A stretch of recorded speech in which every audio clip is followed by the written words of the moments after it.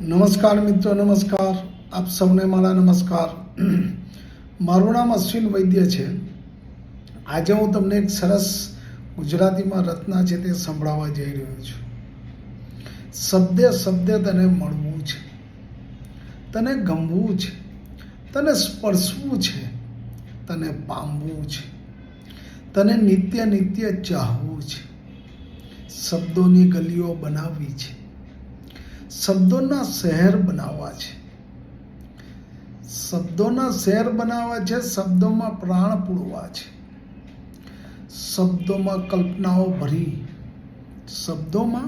કલ્પનાઓ ભરી બાગમાં પતંગિયા બનાવી, શબ્દોમાં કલ્પના ભરી બાગમાં પતંગિયા બનાવી, હવામાં શબ્દોની મહેક ભરી તને ભેટ સ્વરૂપે ધરવા છે, તને ભેટ સ્વરૂપે ધરવા છે, તને શબ્દો અર્પણ કરવા છે. Thank you.